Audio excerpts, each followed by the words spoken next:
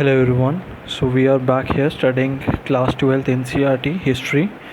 This is the part 5 and the final part, the social and the cultural life.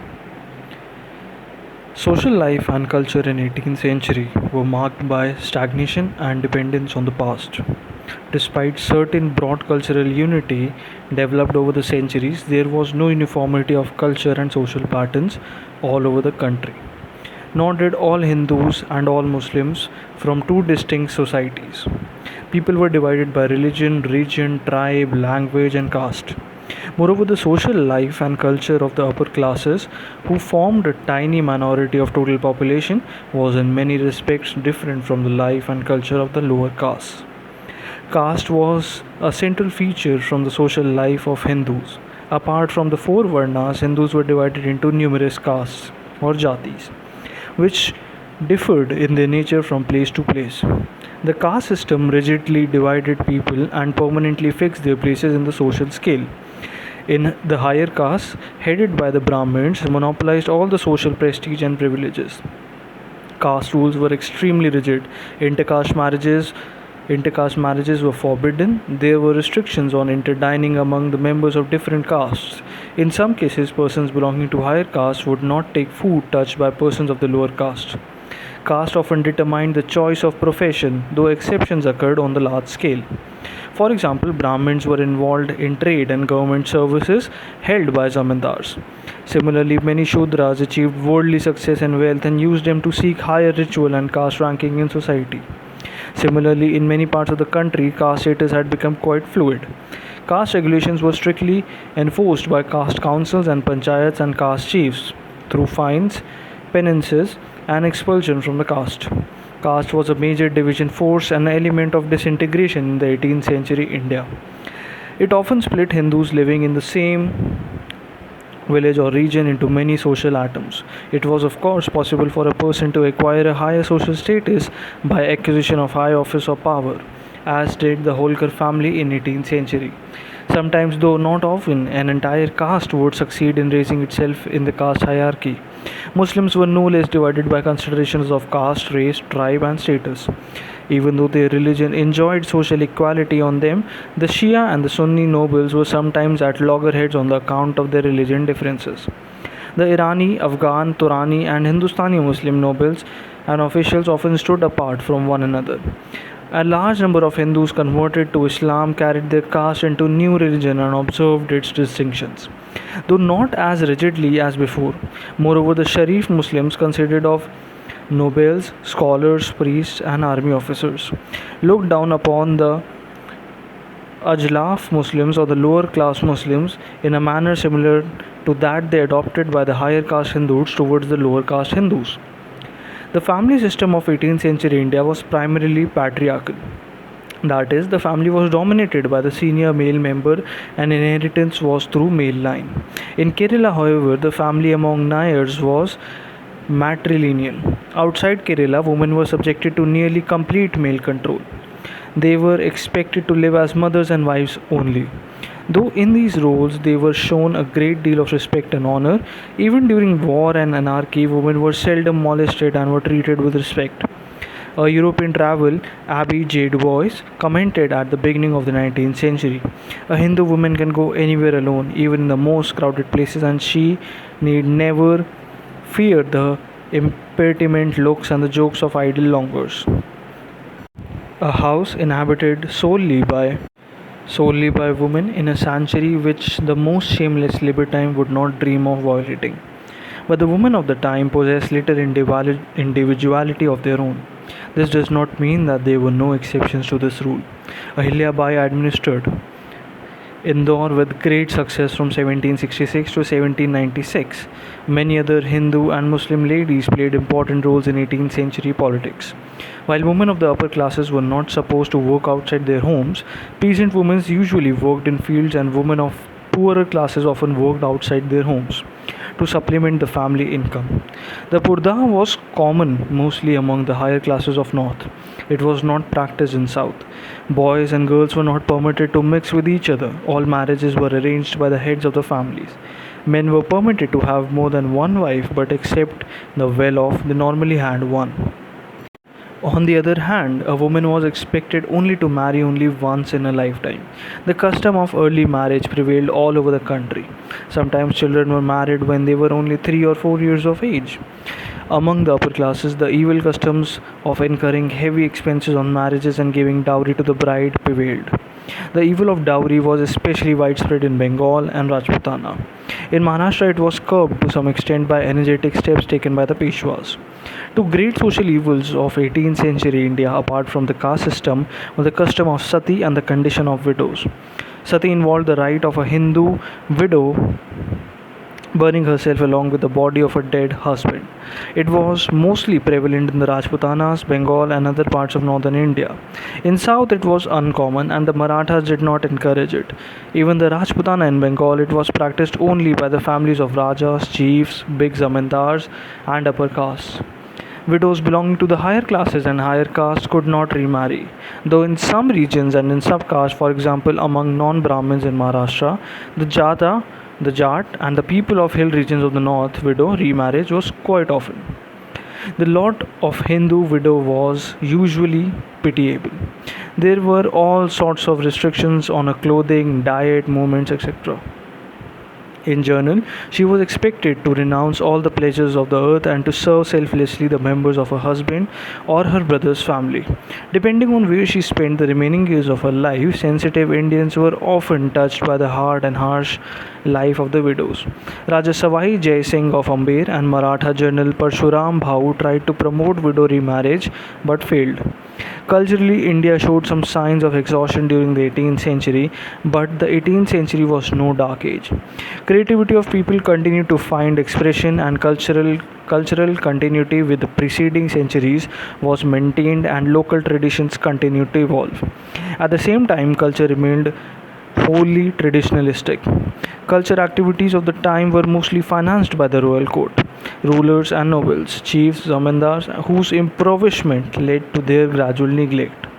The most rapid decline occurred precisely in those branches of the arts which depended on the patronage of kings, princes, and nobles. This was true most of all Mughal architecture and painting. Many of the painters of the Mughal school migrated to provincial courts and flourished at Hyderabad, Lucknow, Kashmir, and Patna. At the same time, new schools of painting were born and achieved distinction. The paintings of the Kangra and Rajputana schools revealed new vitality and taste. In the field of architecture, the Imambara of Lucknow revealed proficiency in technique but a decadence in architectural taste. On the other hand, the capital of Jaipur and its buildings are an example of continuing vigor. Music continued to develop and flourish in the 18th century, both in North and South. Significant progress was made in the field of reign of Muhammad Shah. Poetry in nearly all Indian languages tended to lose its touch with life and became decorative, artificial, mechanical, and traditional. Its pessimism reflected the prevailing sense of despair and cynicism, while its content reflected the impoverishment of the spiritual life of its patrons. The feudal nobles and the kings, a noteworthy feature in the literary life of 18th century was the spread of Urdu language and its vigorous growth in the Urdu poetry. Urdu gradually became the medium of social intercourse among the upper classes of northern India. While Urdu poetry shared the weaknesses of all contemporary literature in other Indian languages, it produced brilliant poets like Mir, Sauda, Nazir, and in the 19th century that great genius Mirza Ghalib. Hindi too was developing throughout the century. Similarly, there was a revival of Malayalam literature, especially under the patronage of the Travancore rulers. Martanda Varma and Ram Varma, one of the great poets of Kerala, Kunchan Nambiar, who wrote popular poetry in the language of daily usage, lived at this time. The 18th century Kerala also witnessed the full development of Kathakali literature, drama, and dance. The Padmanabhapuram Palace, with its remarkable architecture and mural paintings, was also constructed in the 18th century. Tayana Munawar was one of the best exponents of Sitar poetry in Tamil. In line with other Sitar poets, he protested against the abuses of temple rule and caste system. Music, poetry, and dance flourished under the patronage of Tanjore court in the first half of the 18th century. In Assam, literature developed under the patronage of the Ahom kings. Dayaram, and one of the great lyricists of Gujarat, wrote during the second half of the 18th century. Heer Ranjha, the famous romantic epic in Punjabi, was composed at this time by Waris Shah. For Sindhi literature, the 18th century was a period of enormous achievement. Shah Abdul Latif composed of his famous collection of poems, Risalo. Sachal and Sami were the other great Sindhi poets of the century. The main weakness of the Indian culture lay in the field of science. Throughout the 18th century, India remained far behind the West in science and technology. For the last 200 years, Western Europe had been undergoing a scientific and economic revolution that was leading to a spate of inventions and discoveries. The scientific outlook was gradually pervading the Western mind and revolutionizing the philosophic, political, and economic outlook of the Europeans and their institutions. On the other hand, the Indians, who had in earlier ages made vital contributions in the fields of mathematics and natural sciences, had been neglecting the science for several centuries. The Indian mind was still tied to tradition. Both the nobles and the common people were superstitious to a high degree. The Indians remained almost wholly ignorant of the scientific, cultural, political, and economic achievements in the West. They failed to respond to the European challenges. The 18th century Indian rulers showed little interest in the things Western, in the weapons apart, except in the weapons of war and the techniques of military training. Except Tipu, they were content with the ideological apparatus they had inherited from the Mughals and other 16th 17th century rulers. There were, of course, some intellectual stirrings. No people or culture can be totally stagnant. Some changes and advances in technology were being made, but the pace was very slow and their scope was severely limited. So that overall they were negligible compared to advances in the Western Europe. This was a large extent responsible for the total subjugation of the India by the most advanced country of the time. Struggle for power and wealth, economic decline, social backwardness, and cultural stagnation had a deep and harmful impact on the morals of the section of Indian people. The nobles in particular degenerated in their private and public life. The virtues of loyalty, gratitude, and faithfulness to their pledged word tended to disappear in the single-minded pursuit of selfish aims. Many of the nobles fell prey to degrading vices of excessive luxury. Most of them took bribes when in office. Surprisingly enough, the common people were not debased to any marked extent. They continued to exhibit a high degree of personal integrity and morality. For example, a well-known British official, John Malcolm, remarked in 1821, "I do not know the example of any great population in similar circumstances preserving through such a period of changes and tyrannical rule so much virtue and so much qualities as are to be found in great proportion in inhabitants of this country." In particular, he praised the absence of the common vices of theft, drunkenness, and violence. Similarly, Cranford, other European writer, observed, "Their rules of morality are most benevolent, and hospitality and charity are not only strongly inculcated, but I believe nowhere more universally practiced than amongst Hindus." Friend relations between the Hindus and Muslims were a very healthy feature in the life of 18th century India. Even though nobles and chiefs of the time fought one another incessantly, their fights and their alliance were seldom based on distinctions of religion. In other words, their politics were essentially secular. In fact, there was a little communal bitterness or religious intolerance in the country. All people, high or low, respected one another's religion and spirit of tolerance. Even harmony prevailed. The mutual relations of Hindus and Muslims were those of brothers among brothers. This was particularly true of the common people in the villages, towns, who fully shared one another's joys and sorrows, irrespective of the religious affiliations. The Hindus and the Muslims cooperated in the non-religious spheres such as social life and cultural affairs. The evolution of composite Hindu-Muslim culture, or the common ways of attitudes, continued unchecked. Hindu writers often wrote in Persian, while Muslim writers wrote in Hindi, Bengali, and other vernaculars, often dealing with subjects of Hindu social life, religion, such as Radha and Krishna, Sita, Ram, Nal and Damayanti.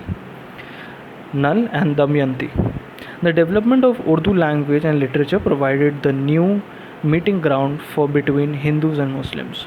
Even in the religious sphere, the mutual influence and respect that had been developing in the last few centuries as a result of the spread of the Bhakti movement among Hindus and Sufism among Muslims continued to grow. The large number of Hindus worshipped Muslim saints, and many Muslims showed equal veneration for Hindu gods and saints. Many local cults and shrines had both Hindu and Muslim followers.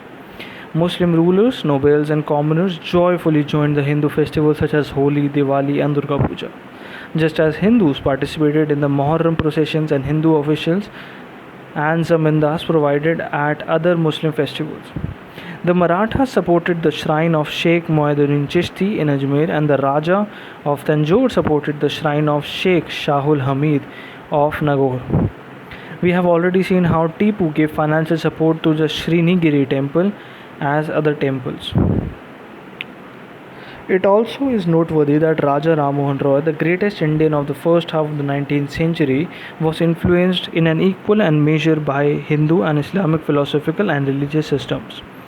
It may also be noted that the religious affiliation was not the main point of departure in culture and social life. The ways of the life the upper class Hindus and Muslims converged much more than the ways of life of upper class and lower class Hindus, or of upper class or lower class Muslims. Similarly, regions and areas provided points of departure. People of one region had far greater cultural synthesis, irrespective of the religion, than the people following the same religion spread over different regions. People living in the villages also tended to have a different pattern of social and cultural life than that of the town dwellers. This is the end of chapter 1, class 12, NCERT. Thank you for listening to this audiobook.